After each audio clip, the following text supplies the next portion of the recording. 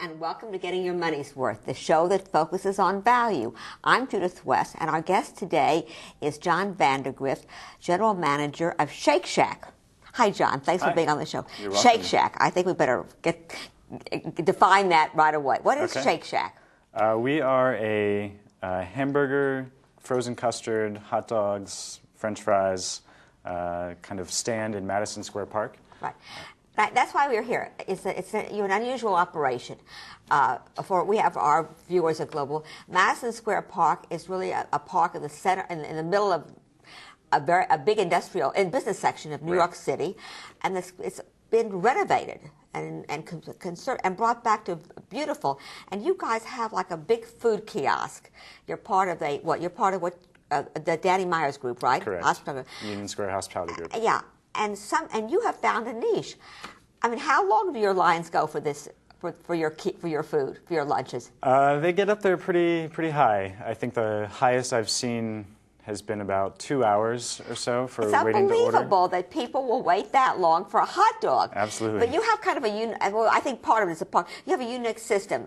What do you do? You beep people or something? Tell me about that. Yeah, we'll take their order and then give them a buzzer that will vibrate and light up when their order's ready. So they get that when they place their order and pay for their order, and then 10 minutes later or so they'll pick up their order on the other side. Yeah, and you've really made a destination business out of hot dogs and hamburgers. Mm-hmm. How did that come about? Well, it started in 2002, I believe it was. The park was doing an art installation, and it was a functional art installation of a hot dog cart. Danny became involved with his relationship with the park. They had a sculpture or something of a hot dog cart? No, it was a functioning hot dog cart. It was a functioning hot dog cart. And his relationship with the park through Madison Park Restaurant and that whole group has several restaurants in the immediate area, right? So they started doing a hot dog cart, serving Chicago-style dogs and New York-style dogs, and it just kind of grew from there and was really popular. And that was done for a couple of summers, and then the park decided they wanted something more permanent, so they built the building for Shake Shack, and the concept sort of evolved from there. And never imagined it would be as successful and as busy as it is. Did you ever think it was going to be such a phenomenon, such a commercial phenomenon? No, absolutely not. In fact, I had seen it before. I mean, my office, I'm very near you, and the studio is very near you. But I don't know if we can get this on the camera. I brought a picture from the Wall Street Journal of a hot dog. And it praises your Chicago dog. What's a Chicago dog? A traditional Chicago dog is a all-beef hot dog on a steamed poppy seed bun. Poppy seed bun, right. Some people differ a little bit on the toppings, but for the most part it's mustard, pickle, cucumber, relish, onion, tomato, sport pepper, or some kind of a spicy pepper, and then topped with a little bit of celery salt.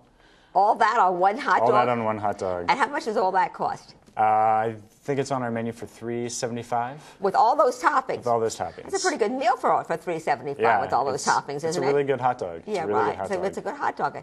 And then so we know what a Chicago has peppers, cucumbers, relish, mustard, pickles, onion, tomato. Oh my gosh, yep. It's really it's almost a vegetarian delight with an all beef hot dog. Right. Okay. What's a New York dog? Well, we don't have that on the menu anymore. The New York style. Just a sauerkraut. Like the sauerkraut, the tomato simmered onions. Like you get on a hot dog cart on the street anywhere. So let me get this straight. You're a big draw in New York City, and you don't have a New York hot dog on the menu? No, we don't. How is that? So many people in New York do a New York style hot dog. All those other hot dog carts. There's not too many places in the city doing a Chicago style dog, and we felt like that's kind of what started our business of Shake Shack, was that tradition of the Chicago style dog. So we decided to really focus on that, and we've done a lot of work in making that really exceptional and really great and better every year. We look at our produce and our relish. We use a local pickle producer to make like a sort of an artisanal relish for us. And you really have taken that hot dog and raised the bar on it, elevated it to almost a gourmet meal. We certainly hope so. Yeah. I mean, that's our intention.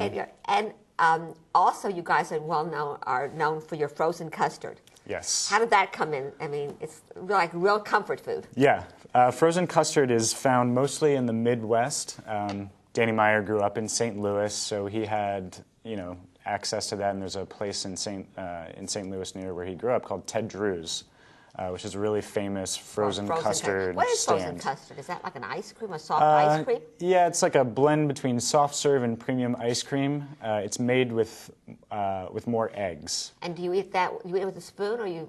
Yep, eat it with a spoon. It's very thick, right? Yeah, really thick, really flavorful, nice creamy texture to it. We also make it into shakes too. You do make it shake. You have that Shake Shacks. You have that thing. Yeah. And you have hamburgers too, right? Hamburgers, yeah. And I have to say, I don't even want to go there because your French fries are so good. What do you guys do with your French fries? Just salt. Just salt. But they're salt. so crispy. How do you get them so crispy? They're also, by the way, I want to get this in. They're very consumer friendly. Right. What do you do about the fat?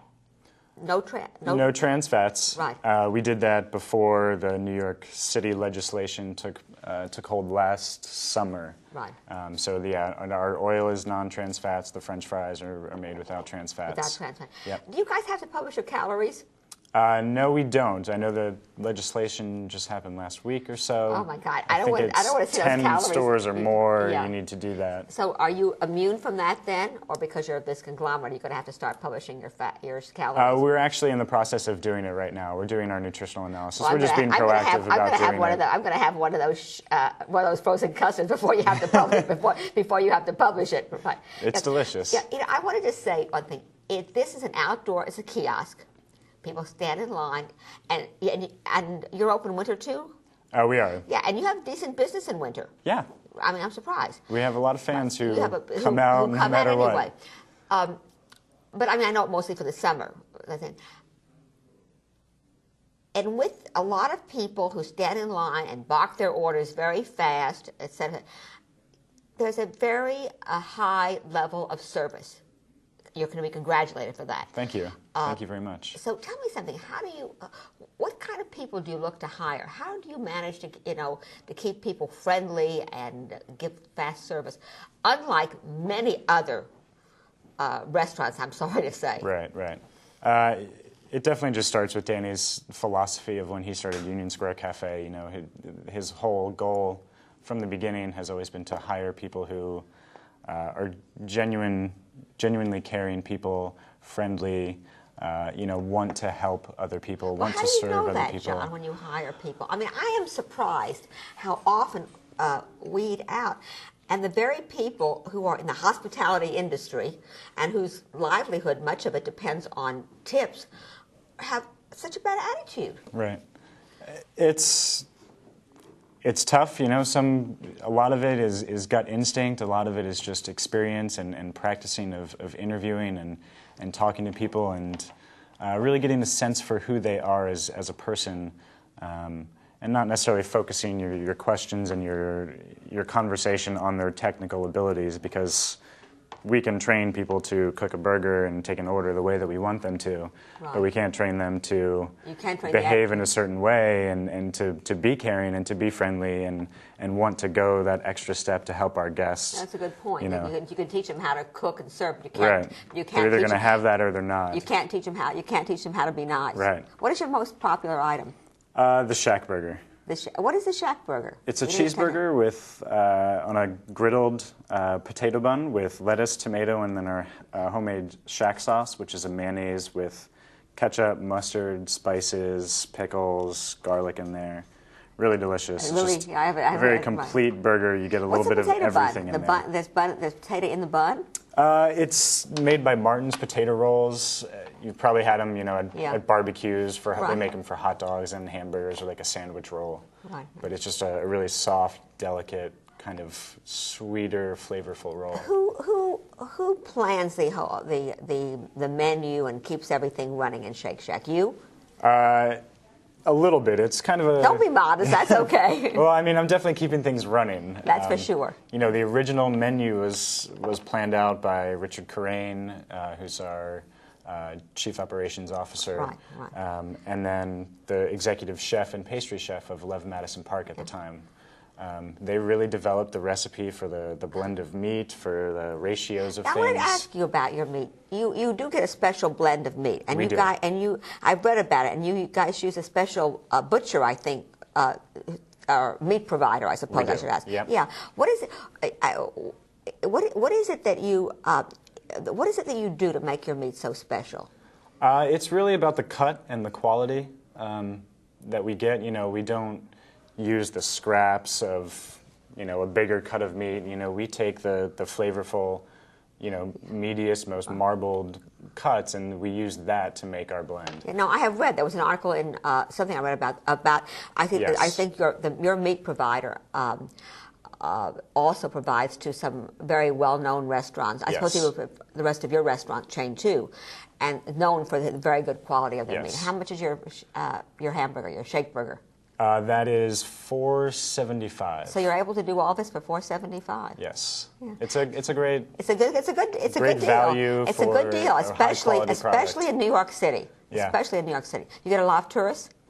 We do. I mean, right now with the economy and the value of the dollar, there's a lot more tourists here Well, sure. in New York. So we see a lot of people, Right, sure. you know, both from foreign and also a lot of, you know, people Right. from I mean, across the the country. people that are coming here and spending their euros to get a $4.75 meal.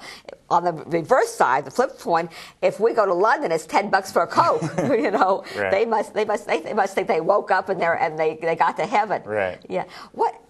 And in the few minutes we have left, what's your training for this? Did you train in restaurant hospitality industry? I did. I went to college for this, for hospitality management, and I started in the company with Union Square Hospitality Group. So you started with them right out of college? Pretty soon after college, yes. Where did you go to Culinary Institute?